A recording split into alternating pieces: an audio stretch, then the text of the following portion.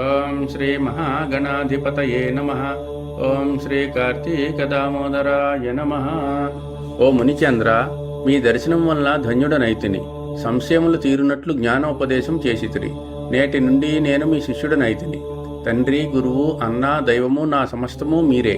నా పూర్వపుణ్య ఫలితమున్నే కదా మీ బోటి పుణ్యాత్ముల సాంగత్యం తటస్థించెను.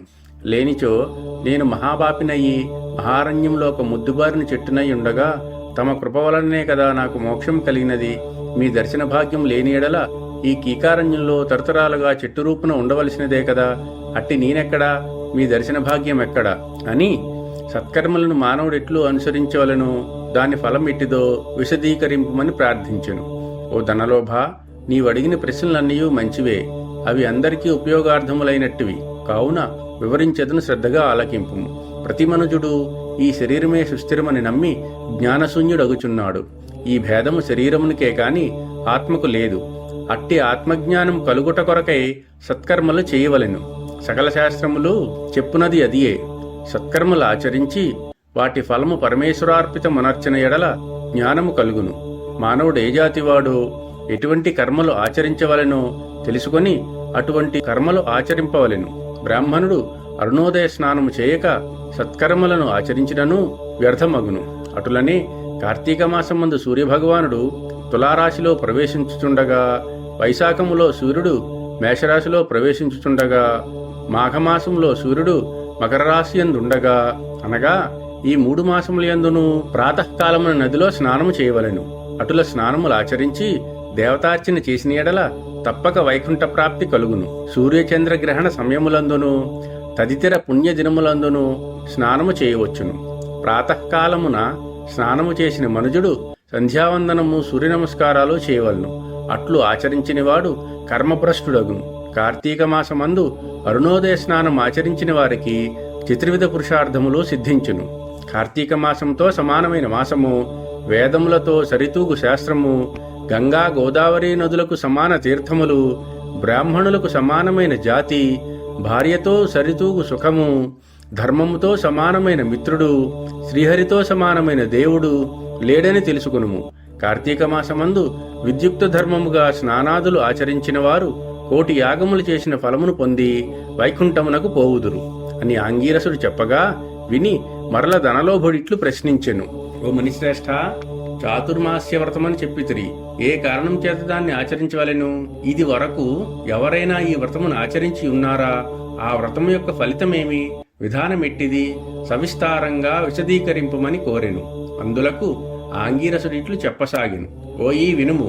చాతుర్మాస్య వ్రతమనగా శ్రీ మహావిష్ణువు శ్రీ మహాలక్ష్మితో ఆషాఢశుద్ధ ఏకాదశి దినమున పాలసముద్రములో శేషుని పానుపై శయనించి కార్తీక శుద్ధ ఏకాదశి నాడు నిద్రలేచును. ఆ 4 మాసములకే చాతుర్మాస్య వ్రతమని పేరు. అనగా ఆషాఢశుద్ధ ఏకాదశిన శయనేకాదశి అనియు, కార్తీక శుద్ధ ఏకాదశిన ఉత్తాన ఏకాదశి అనియు అందురు. ఈ వ్రతమునకు చాతుర్మాస్య వ్రతమని పేరు. ఈ 4 మాసములలో శ్రీహరి ప్రీతి కొరకు స్నాన, దాన, జప, తపాది సత్కార్యములు చేసినచో పూర్ణ ఫలము కలుగును. ఈ సంగతి శ్రీ మహావిష్ణువు వలన తెలుసుకుంటేని. కావున ఆ సంగతులు నీకు తెలియజేయుచున్నాను. తొలుత కృతయుగంబున శ్రీ వైకుంఠమునందు గరుడ గంధర్వాది దేవతల చేత వేదముల చేత సేవింపబడుచున్న శ్రీమన్నారాయణుడు లక్ష్మీదేవి సమేతుడై సింహాసనమును కూర్చుండి ఉండగా, ఆ సమయమున నారద మహర్షి వచ్చి పద్మనేత్రుడగు చతుర్బాహుడును కోటి సూర్య ప్రకాశమానుండు అగు శ్రీమన్నారాయణుకు నమస్కరించి ముకులిత హస్తములతో నిలబడి ఉండెను. అంత శ్రీహరి నారదుని గాంచి ఏమియూ తెలియని వాని వలె మందహాసంతో ఇట్లనెను. నారదా, నీవు క్షేమమే కదా? త్రిలోక సంచారివైన నీకు తెలియని విషయములు లేవు. మహామునుల సత్కర్మానుష్ఠానములు ఎట్టి విఘ్నము లేక సాగుచున్నవా? మానవులందరూ వారికి విధించబడిన ధర్మములను ఆచరించుచున్నారా? ప్రపంచములో అరిష్టములేమీ లేవు కదా అని కుశల ప్రశ్నలు అడిగాను. అంత నారదుడు శ్రీహరికి ఆదిలక్ష్మికి నమస్కరించి, ఓ దేవా, ఈ జగంబున నీవెరుగని విషయములేవియనున్నూ లేవు. అయినను నన్ను వచింపుమనుటచే విన్నవించుచుంటిని. ప్రపంచమున కొందరు మనుష్యులు, మునులు కూడా తమకు విధించిన కర్మలను నిర్వర్తించటలేదు. వారెట్లు విముక్తులవుదురో ఎరుగులేకున్నాను. కొందరు భుజించకూడని పదార్థములు భుజించుచున్నారు. కొందరు పుణ్యవర్తములు చేయుచు అవి పూర్తిగాక మునిపే మధ్యలో మానివేయుచున్నారు. కొందరు సదాచారులుగాను మరికొందరు అహంకార సహితులుగాను పరనిందా పరాయణులుగా జీవించుచున్నారు. అట్టి వారిని సత్కృపతో పుణ్యాత్ముల చేసి రక్షింపుడని ప్రార్థించెను. జగన్నాటక సూత్రధారుడైన శ్రీమన్నారాయణుడు కలవరపడి లక్ష్మీదేవితో గరుడ గంధర్వాది దేవతలతో వేల కొలది మహర్షున్న భూలోకానికి వచ్చి ముసలి బ్రాహ్మణ రూపంలో ఒంటరిగా తిరుగుచుండెను. ప్రపంచమంతయు తన దయావలోకమును వీక్షించి రక్షించుచున్న దామోదరుడు ప్రాణుల భక్తి శ్రద్ధలను పరీక్షించుచుండెను. పుణ్యక్షేత్రములు, పుణ్యనదులు, పుణ్యాశ్రమములు తిరుగుచుండెను. ఆ విధముగా తిరుగుచున్న భగవంతుని గాంచి కొందరి ముసలివాడని ఎగతాళి చేయుచుండరి. కొందరు ఈ ముసలివానితో మనకేమి పని అని ఊరకుండరి. కొందరు గర్విష్ఠులైరి. మరికొందరు కామార్తులై శ్రీహరిని కన్నెత్తి అయినను చూడకుండరి. వీరందరినీ భక్తవత్సలుడు శ్రీహరి గాంచి వీరినెట్లు తరింపజేతునా అని ఆలోచించుచు ముసలి బ్రాహ్మణ రూపమును విడిచి శంఖచక్ర గదా హస్తుండై నిజరూపమును ధరించి లక్ష్మీదేవి తోడను భక్తుల తోడను మునిజన ప్రీతికర్మకు నైమిసారణ్యమునకు వెడలెను. ఆ వనమందు తపస్సు చేసుకొనుచున్న మునిపుంగవులు స్వయముగా తమ ఆశ్రమములకు అరుదించి వచ్చిన సచ్చిదానంద స్వరూపుడగు శ్రీమన్నారాయణును దర్శించి భక్తి శ్రద్ధలతో ప్రణమిల్లి అంజలి ఘటించి ఆదిదైవములకు లక్ష్మీనారాయణులను ఇట్లు స్తోత్రము కావించిరి.